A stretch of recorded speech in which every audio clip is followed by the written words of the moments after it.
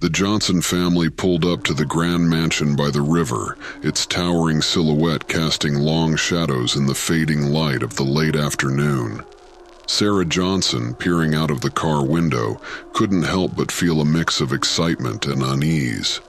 The mansion, with its Gothic architecture and sprawling grounds, was like something out of a fairy tale, or a ghost story. "Well, here we are," said Tom Johnson, trying to sound cheerful. He cut the engine and glanced at his wife, who was still staring at the house with wide eyes. "What do you think, Sarah?" "It's impressive," she replied, forcing a smile. "A bit overwhelming, maybe." "It's beautiful, Mom," Michael, their 15-year-old son, exclaimed as he jumped out of the car. He ran towards the front steps, his younger sister Emily trailing behind him with her doll clutched tightly in her arms. Sarah and Tom exchanged a glance, silently acknowledging their shared apprehension. They had moved here for a fresh start, hoping the change of scenery would help heal the fractures that had begun to form in their family after Tom lost his job in the city. The mansion had been a steal, practically given away, and Tom had secured a remote job that would allow them to live comfortably. The mansion stood 3 stories tall, with ivy creeping up its weathered stone walls. Tall windows, some with cracked panes, gazed out like hollow eyes. The front door, a massive wooden slab with wrought iron hinges, creaked ominously as Tom pushed it open. Inside, the air was cool and musty. The grand foyer was dominated by a sweeping staircase, its banister adorned with intricate carvings of flowers and vines. Dust motes danced in the shafts of sunlight streaming through the high windows. "Wow," Emily whispered, her voice echoing in the vast space. "It's like a castle." Tom chuckled, ruffling her hair. "Let's hope it's not haunted, like in those stories you love so much." As they began to explore, the family quickly realized the mansion was in dire need of cleaning and repair.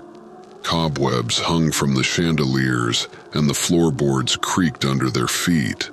But there was something enchanting about the place, a charm that spoke of history and secrets waiting to be uncovered. Sarah walked through the hallways, running her fingers along the dusty surfaces of old furniture.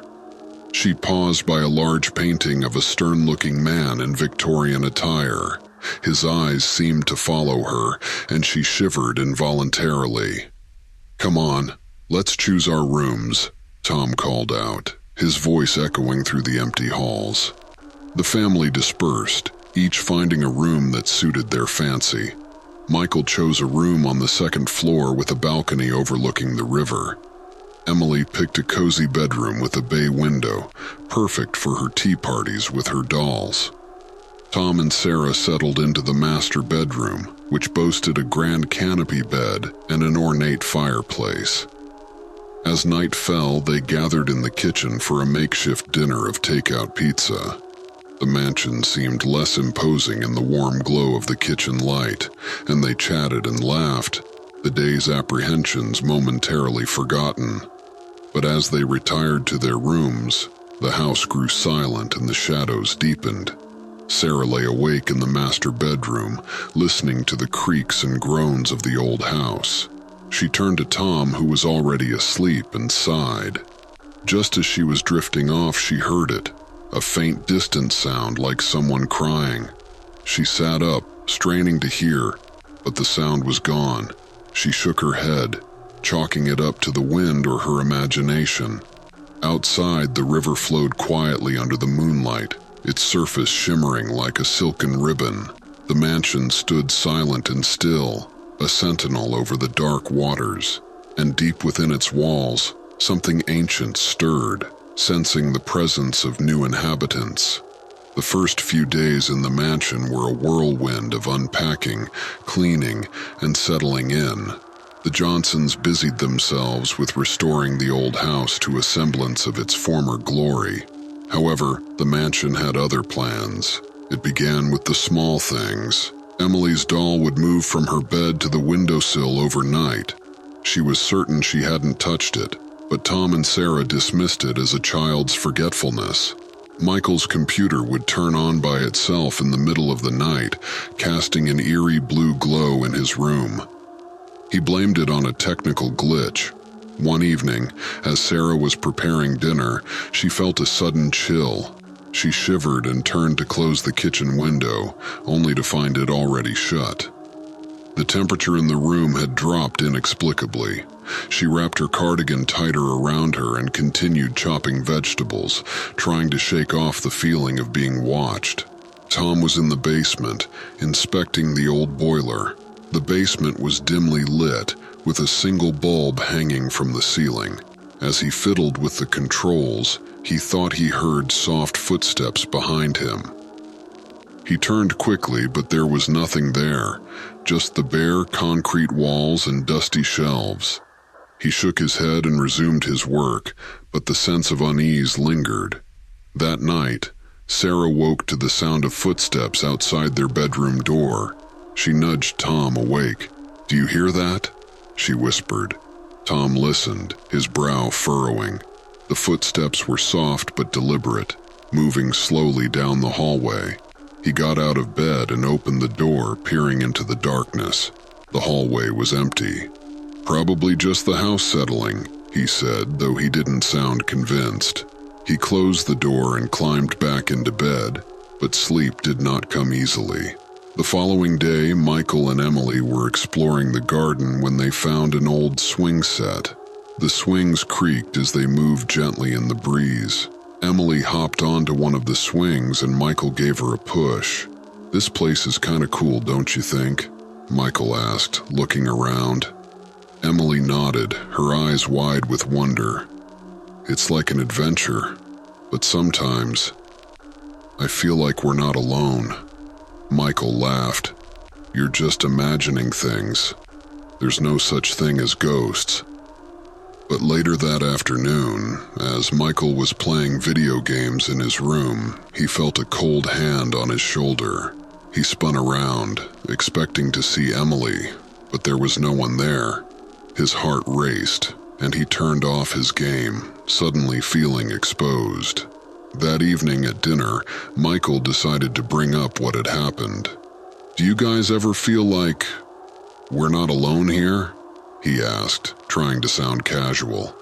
Tom looked up from his plate, frowning. "What do you mean?" "I don't know," Michael said, shrugging.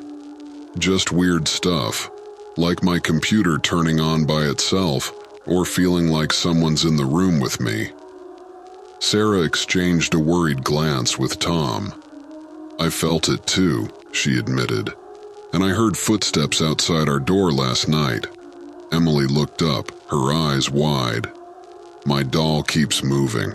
I put her on my bed, but she's always by the window in the morning." Tom put down his fork, his face serious.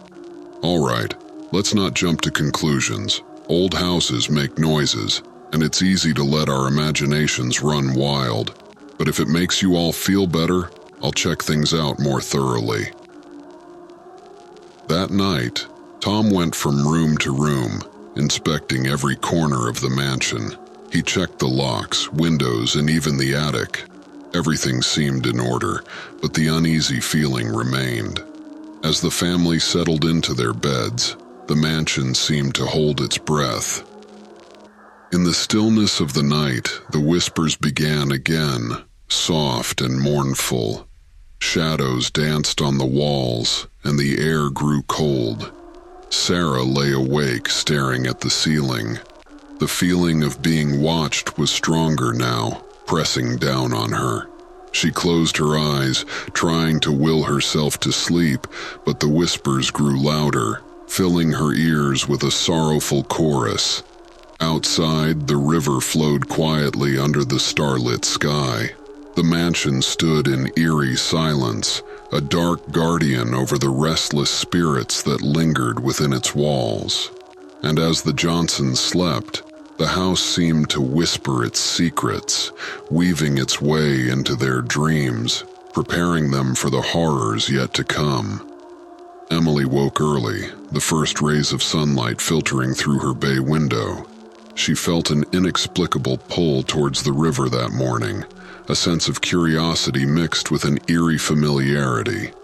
As her family slept, she slipped out of bed, dressed quickly, and tiptoed out of the house. The morning air was crisp and cool, and the dew-covered grass soaked her sneakers as she made her way to the riverbank. The river was calm, its surface reflecting the sky like a mirror. Emily followed the winding path along the water's edge, humming to herself, until she came upon an old, overgrown path leading deeper into the woods. Intrigued, she pushed through the thick underbrush, the branches scratching her arms. After a few minutes of walking, she emerged into a small clearing. In the center, half hidden by weeds and fallen leaves, was a crumbling stone pool. The water inside was dark and still, its surface undisturbed. Emily approached the pool, feeling a strange sense of déjà vu. She knelt by the edge, peering into the depths. Her reflection stared back at her, but as she watched, it seemed to waver and shift. Faces appeared beneath the surface, ghostly and pale, their eyes wide with fear. She gasped and stepped back, her heart pounding. "Emily, what are you doing out here?" She spun around to see Michael standing at the edge of the clearing, his expression a mix of concern and curiosity. He had followed her when he noticed her leaving the house. I found this old pool," Emily stammered. "There were faces in the water." Michael frowned and walked over to her. He looked into the pool but saw only his reflection in the dark water. "It's just a pool, Em. Probably used to be part of the estate. You've been reading too many ghost stories." Emily shook her head. "I know what I saw, Michael. It was real." He sighed and put an arm around her. "Come on, let's go back to the house. Mom and Dad will freak out if they find us gone." Reluctantly, Emily allowed Michael to lead her away. As they walked back through the woods, she couldn't shake the feeling that something was watching them from the shadows. Over breakfast, Emily tried to tell her parents about the pool, but they dismissed it as a child's overactive imagination. Tom promised to check it out later, but his tone was dismissive, and Sarah seemed more concerned with getting the house in order. The day passed uneventfully, but Emily couldn't stop thinking about the pool. She drew pictures of the faces she had seen, their haunting expressions etched in her mind. Michael, feeling protective of his sister, decided to investigate further. That afternoon, he borrowed Tom's tools and headed back to the clearing. He spent hours examining the pool, trying to find any logical explanation for what Emily had seen.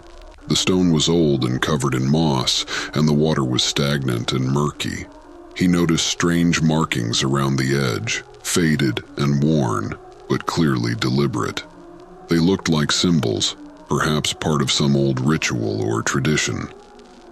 As the sun began to set, Michael heard a soft splashing sound. He looked up to see ripples spreading across the surface of the pool, though there was no wind. He felt a chill run down his spine and took a step back. The faces Emily had described began to form, pale and distorted, their eyes pleading. Panicking, Michael dropped the tools and ran back to the house, his heart racing. He burst into the kitchen, breathless and pale. "Mom, Dad, you have to come see this. There's something wrong with that pool." Tom and Sarah exchanged worried glances and followed Michael back to the clearing. When they arrived, the pool was calm and undisturbed, the water dark and silent. "I swear, I saw something," Michael insisted, his voice trembling. "There were faces, just like Emily said." Tom examined the pool, frowning. "It's probably just reflections or some kind of optical illusion. The water's filthy. We'll clean it up tomorrow." As they walked back to the mansion, the sense of unease grew. The river's quiet flow seemed to whisper secrets to the trees, and the mansion loomed in the twilight, its windows like watchful eyes. That night, as the family tried to sleep, the whispers returned, louder and more insistent. The temperature in the house dropped, and shadows flickered on the walls. Emily dreamt of the faces in the pool, their silent screams filling her with dread. And in the darkness of the old mansion, the spirits of those who had drowned in the river stirred restlessly, their tormented souls drawn to the new occupants of the house. The mansion, with its tragic past, had begun to reveal its secrets, and the Johnsons were caught in its grip. As night fell, the Johnsons gathered in the living room, trying to shake off the eerie events of the day. Tom lit a fire in the massive stone fireplace, and the flickering flames cast dancing shadows on the walls. The warmth was comforting, but the family couldn't ignore the underlying tension. "I think we need to talk about what's been happening," Sarah said, breaking the silence. "These strange occurrences, they're not just our imaginations." Tom nodded reluctantly. "I agree, something's not right here." Michael and Emily exchanged worried glances. Emily clutched her doll tighter, her eyes wide with fear. "I saw those faces, Dad," Michael said. "They were real." Tom sighed. "I don't know what's going on, but we need to stay calm. We'll figure this out." That night, as the family settled into their beds, the house seemed to come alive with whispers. They started softly, like a distant conversation, then grew louder and more insistent. Sarah lay in bed, staring at the ceiling.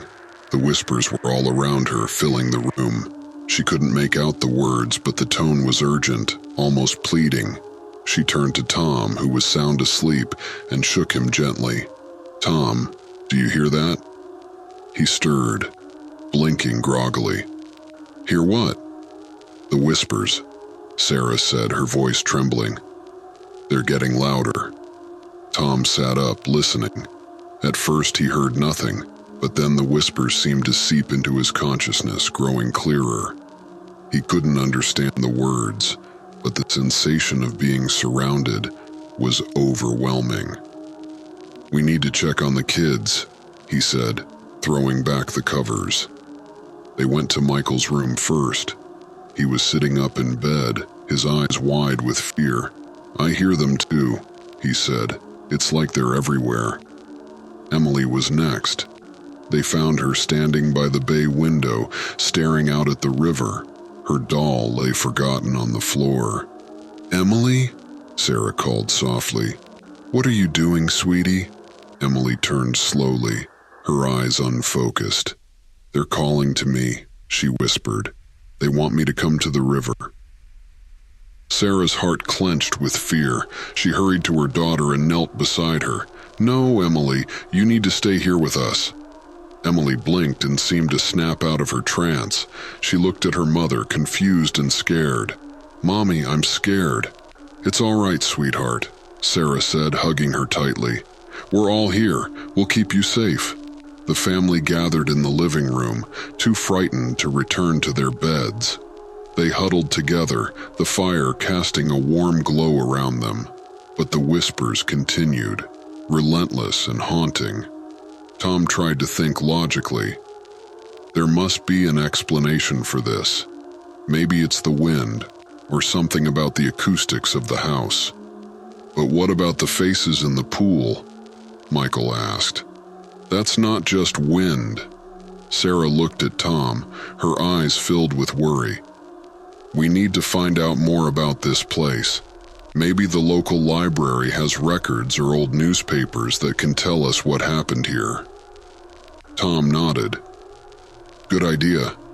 We'll go tomorrow." As the hours passed, the whispers slowly faded, leaving an eerie silence in their wake.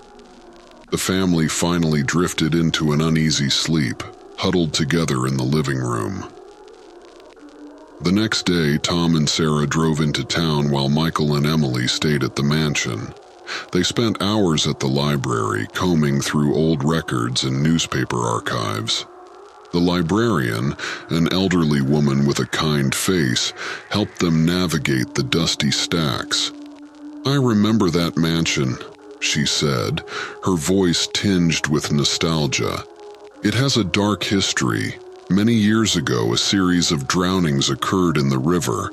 All the victims were connected to the mansion in some way." Sarah's heart sank. "What happened to them?" The librarian sighed. "There were rumors of a curse. The river claimed them, one by one. Some say their spirits are still trapped, unable to move on." Tom exchanged a grim look with Sarah. "Is there any way to help them?" The librarian hesitated.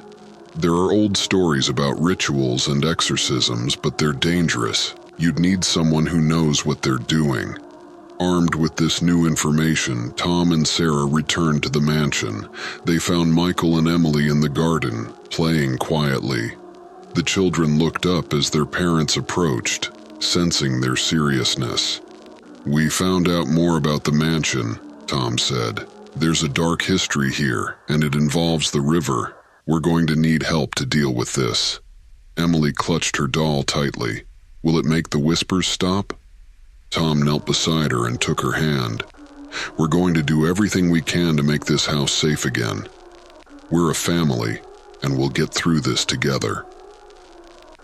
That night, as they gathered around the fire once more, the whispers returned, but the family was resolute. They knew now that they were facing restless spirits, and they were determined to find a way to help them move on. Outside, the river flowed silently under the moonlight, its dark waters hiding the secrets of the past. The mansion stood as a silent witness, its walls echoing with the voices of the lost souls trapped within.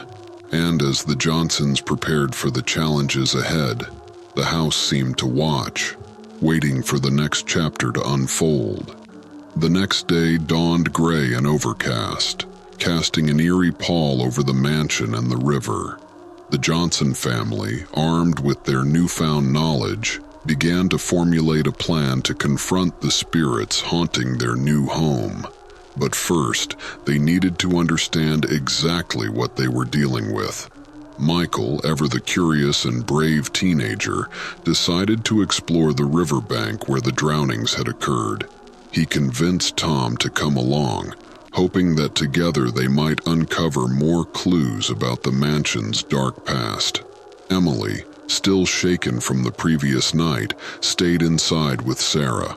As Michael and Tom made their way to the river, the air grew colder, and the trees seemed to close in around them. The sound of the flowing water was a constant murmur, like a distant, sorrowful lament. They reached the clearing where the old pool lay hidden, its dark surface reflecting the ominous sky. "This is where Emily saw the faces," Michael said, pointing to the pool. "And I saw them too, Dad. I'm not crazy." Tom nodded, his expression serious. "I believe you, Michael.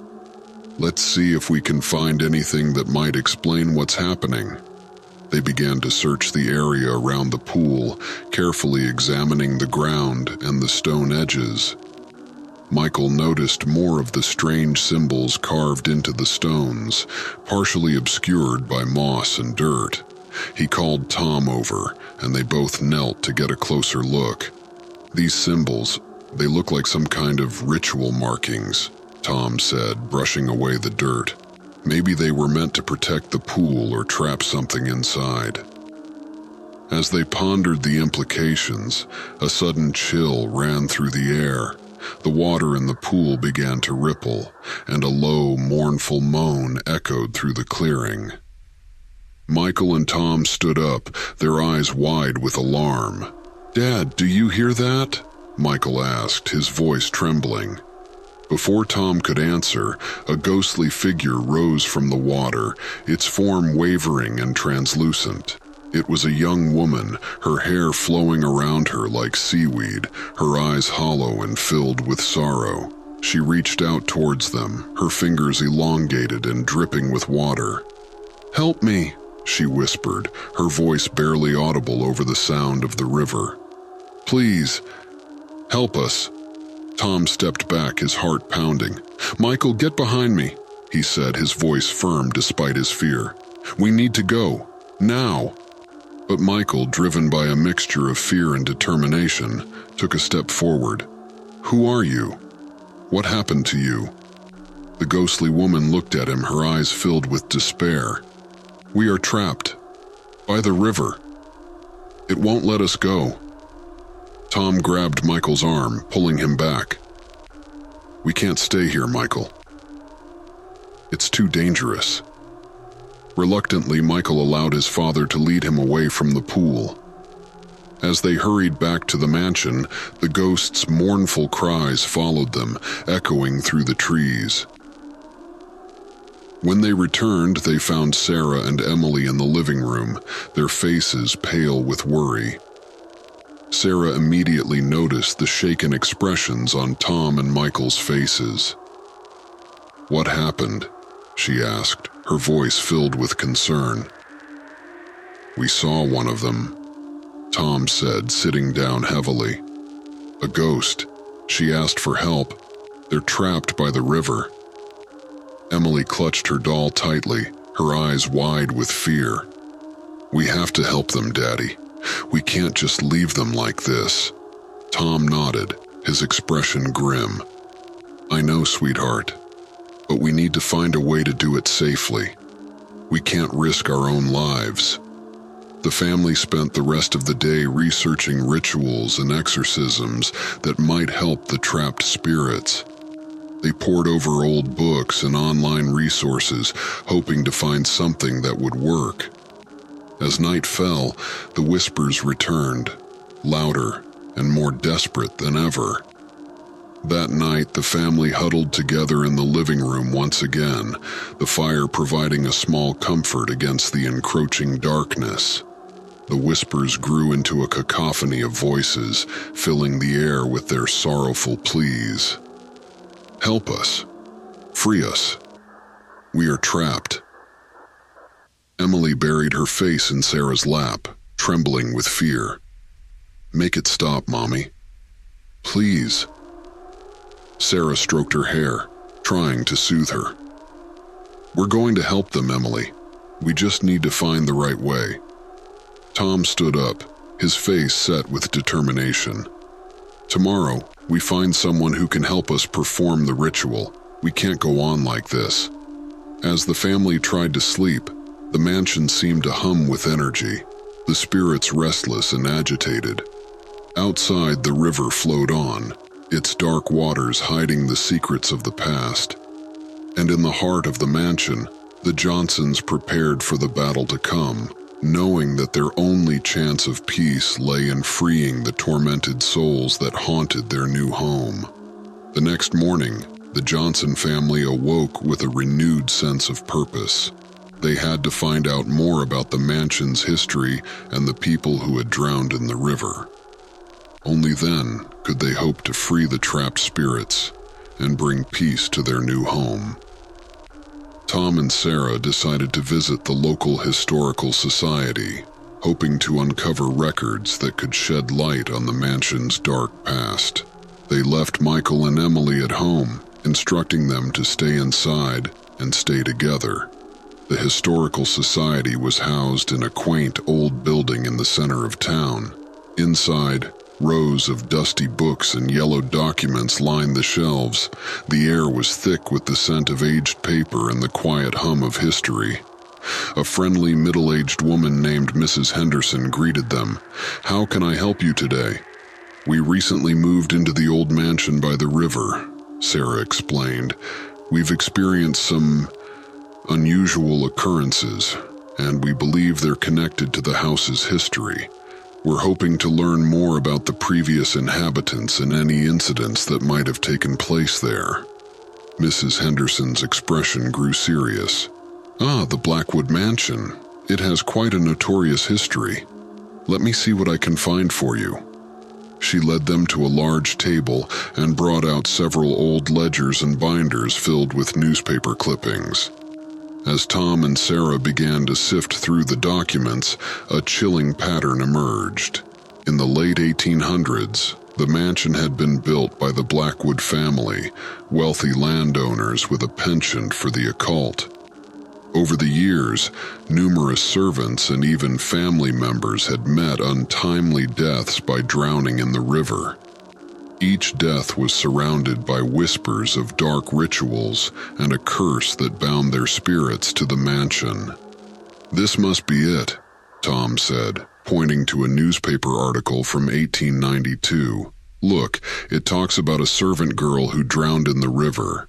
They say she was part of a ritual gone wrong." Sarah read over his shoulder, her face pale. "And here's another one from 1910. A young woman, Elizabeth Blackwood, found dead in the same pool.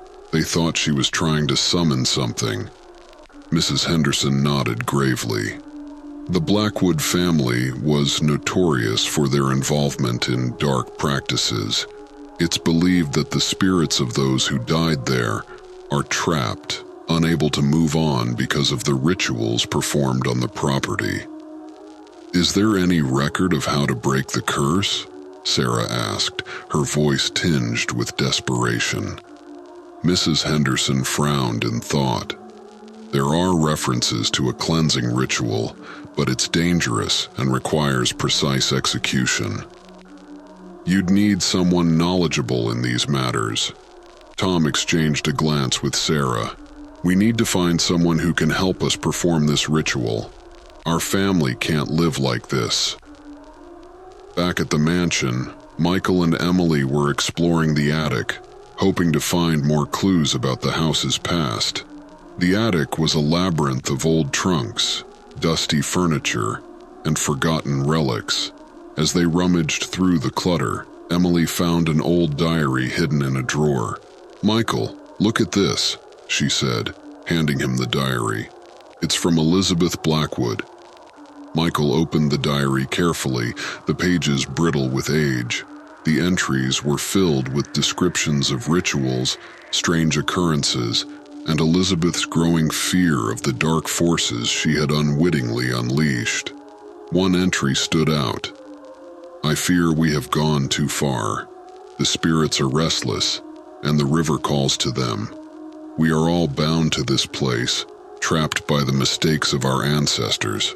Only a cleansing ritual can free us, but it must be performed with great care." Michael's hands trembled as he read the words aloud. "This is it, Emily. This is what we need to do." When Tom and Sarah returned, they found Michael and Emily waiting with the diary. As they read the entries, a sense of dread and hope mingled in their hearts. "We need to find someone who can help us with this ritual," Tom said. "Mrs. Henderson mentioned a local priest who might have the knowledge we need. We'll visit him tomorrow."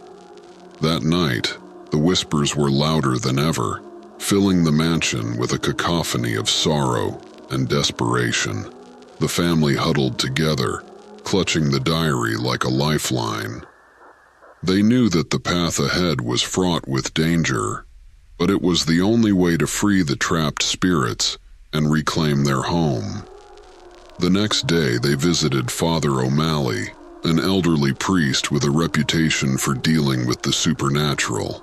He listened to their story with a grave expression, nodding slowly as they explained their plight. "The cleansing ritual is indeed dangerous," he said, "but if performed correctly, it can free the spirits bound to the mansion. You will need to gather specific items and perform the ritual at the river's edge, where the drownings occurred." He gave them a list of items: candles, holy water, a silver chalice, and a prayer book. He also warned them of the risks involved. "The spirits will resist. They may try to harm you or deceive you.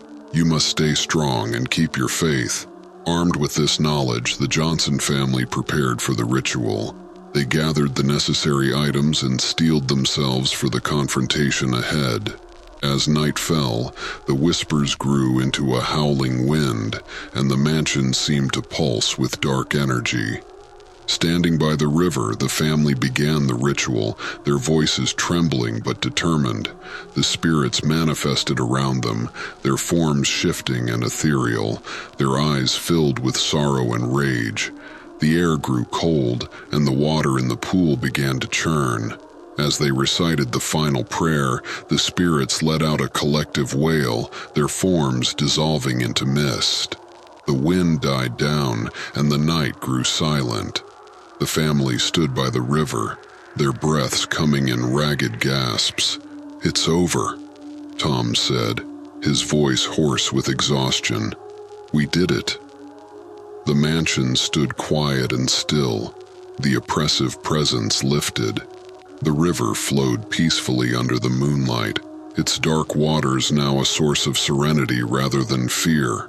The Johnsons had faced the darkness and emerged victorious, but the memory of the spirits and their tormented cries would stay with them forever.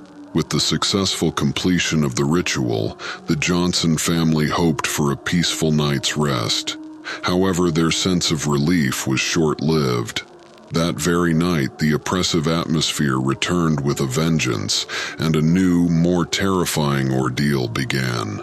Emily was the first to notice something was wrong. She woke in the middle of the night, drenched in sweat and trembling. The room felt ice cold, and her breath formed clouds in the air. She heard a faint whispering, a voice that seemed to come from within her own mind. "Emily, come to us." She bolted upright in bed, clutching her head.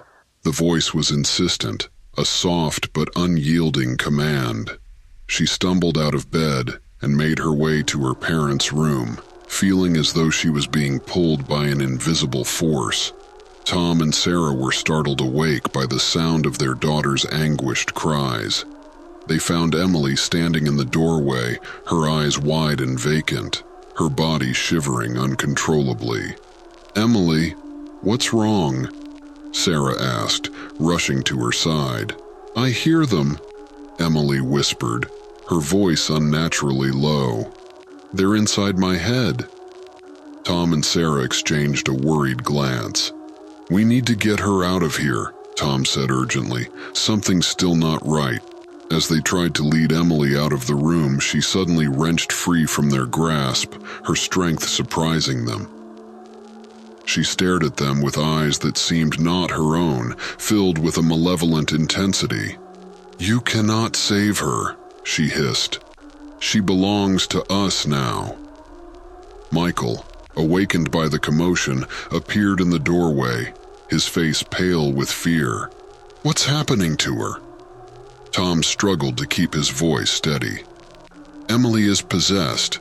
The spirits aren't gone. They've taken hold of her." Sarah's eyes filled with tears. "We have to save her. We can't let them take her."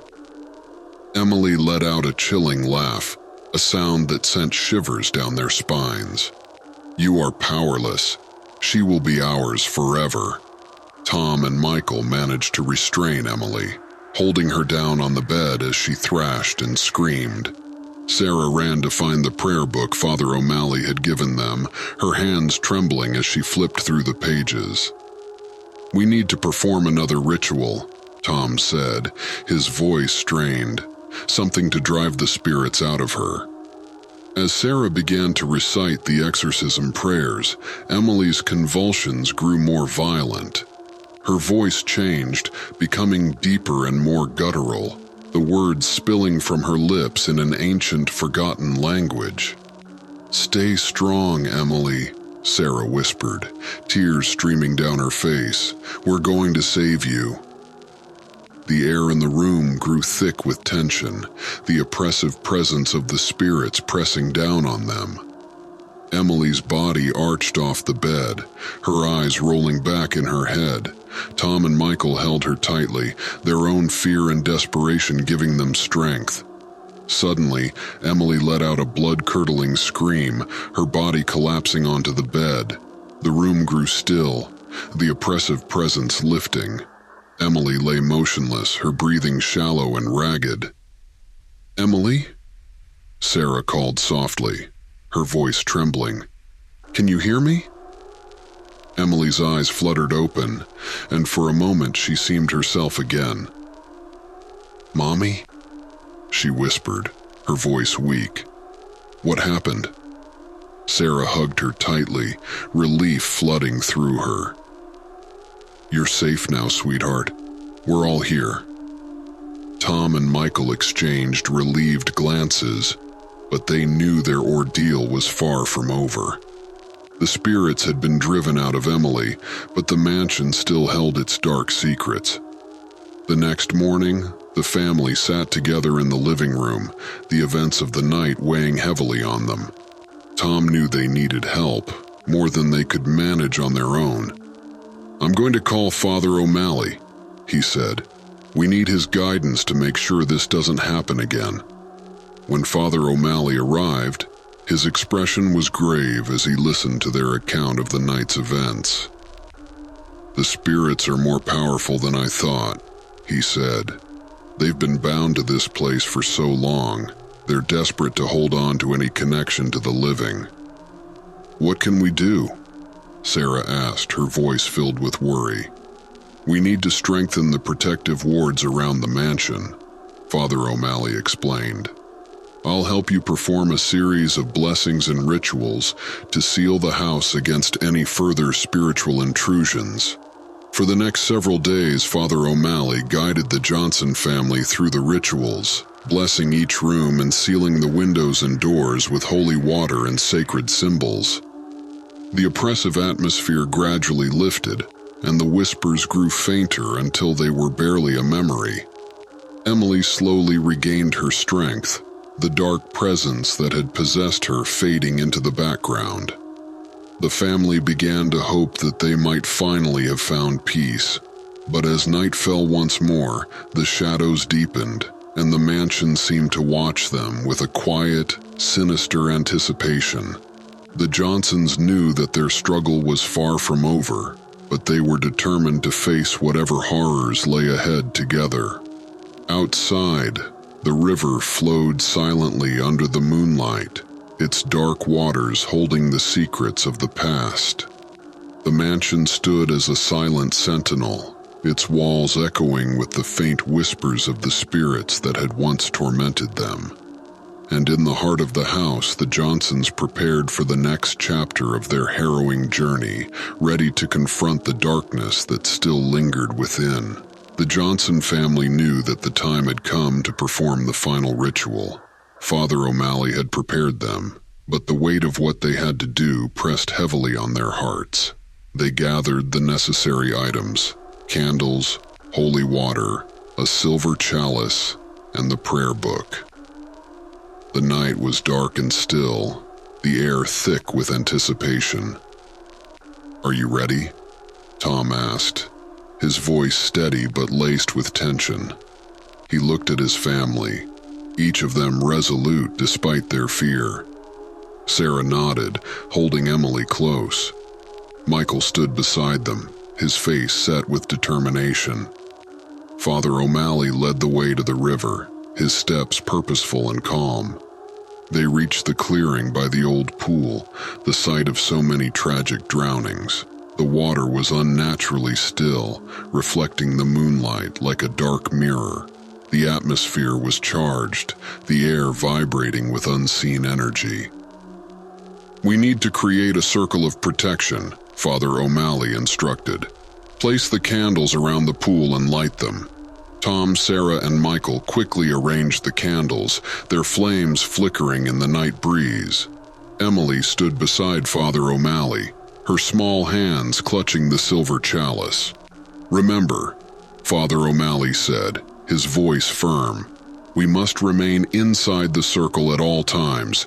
Do not break the barrier, no matter what happens." They began the ritual, Father O'Malley leading them in prayer. The words resonated in the stillness, a counterpoint to the oppressive silence of the night. As they chanted, the air grew colder, and the shadows around them deepened. The water in the pool began to churn, and the first of the spirits appeared, rising from the depths like wraiths. Their faces were twisted with sorrow and anger, their eyes hollow and accusing. "Help us," they whispered, their voices a mournful chorus. "Free us!" Emily held out the chalice, her hands trembling.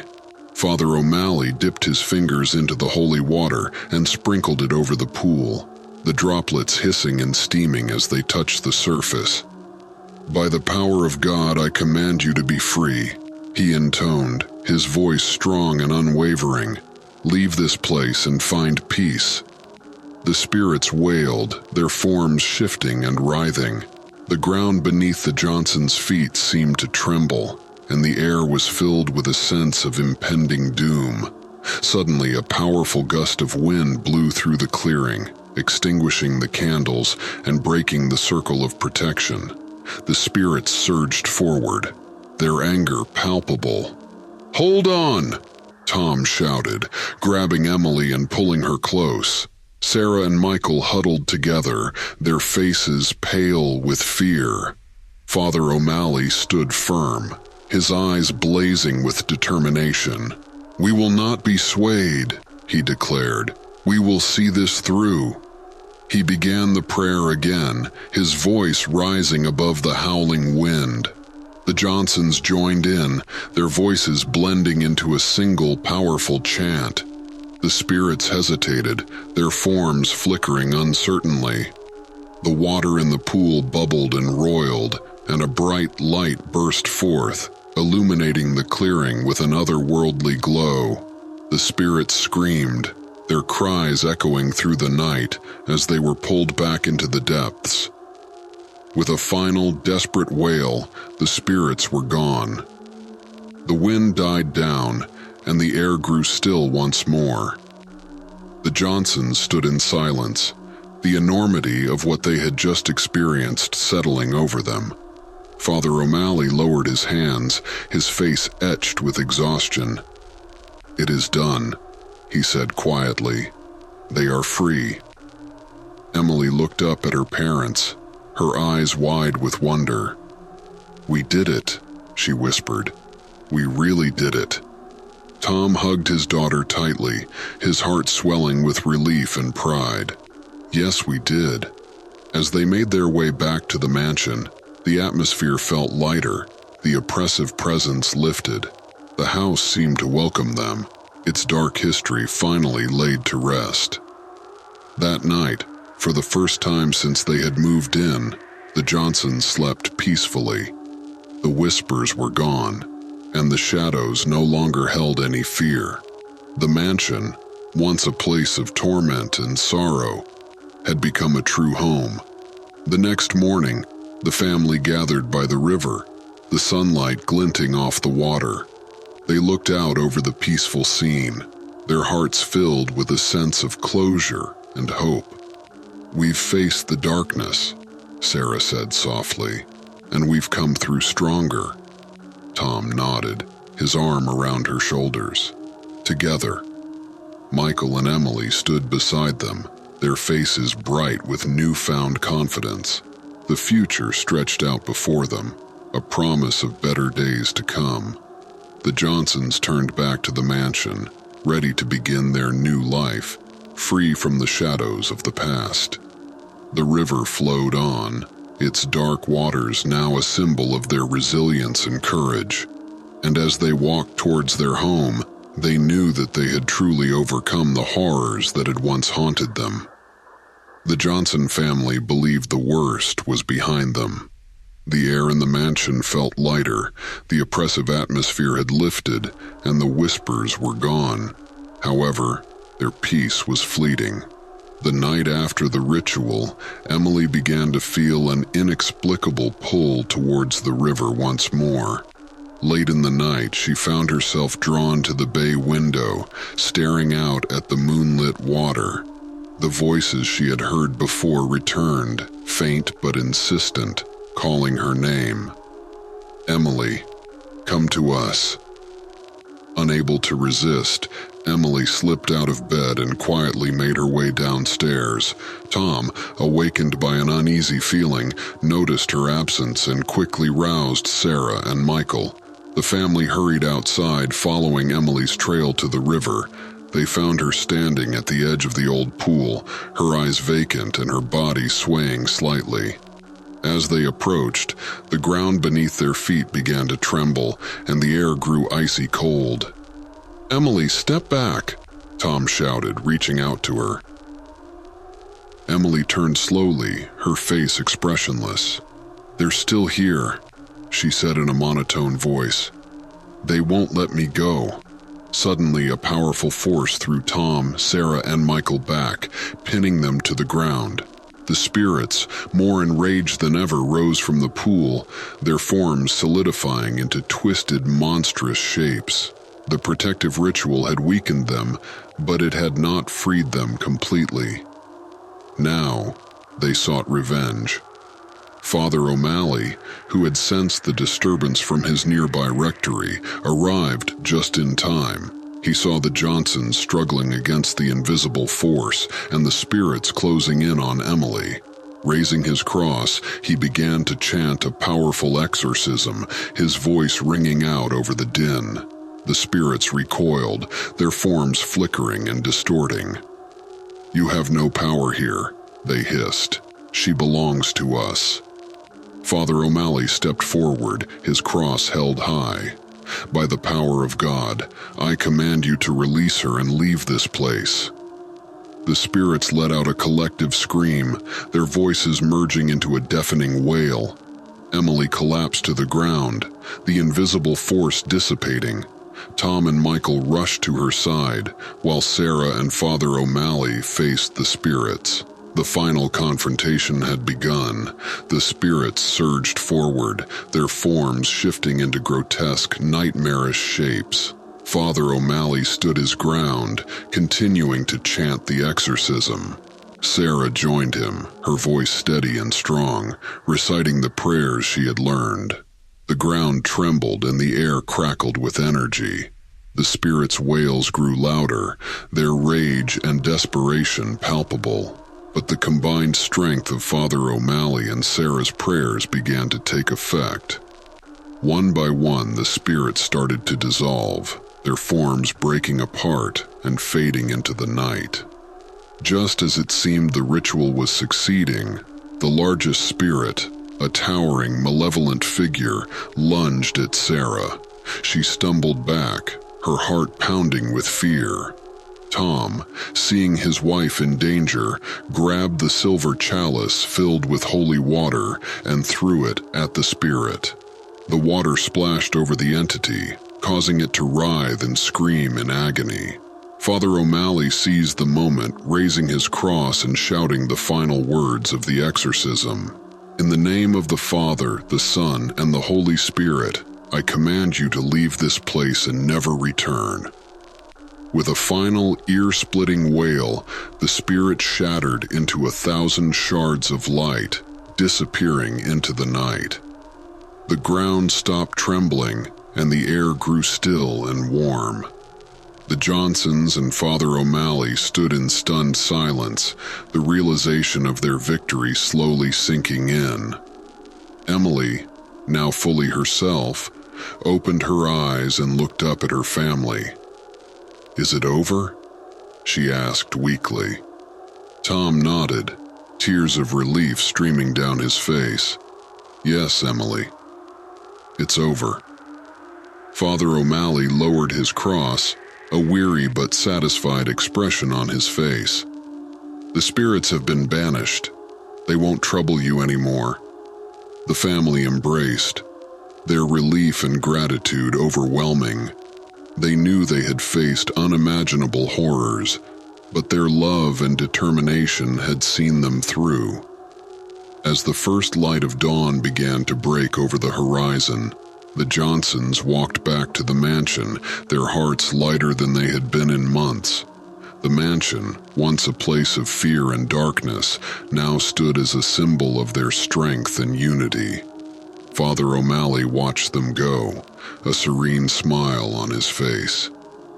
"You've been through a great trial," he said softly, "but you've come out stronger for it. The past is behind you now.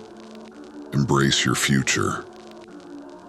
The river flowed quietly beside them, its dark waters now calm and peaceful. The Johnson family had faced their deepest fears and emerged victorious. They knew the memory of the spirits and the trials they had endured would stay with them, but they were ready to start anew, bound by the love and courage that had seen them through the darkest of times. As they entered their home, the sun rose, casting a warm golden light over the mansion. The future stretched out before them, filled with promise and hope. And in the silence of the morning, the Johnsons knew that they had finally, truly found peace.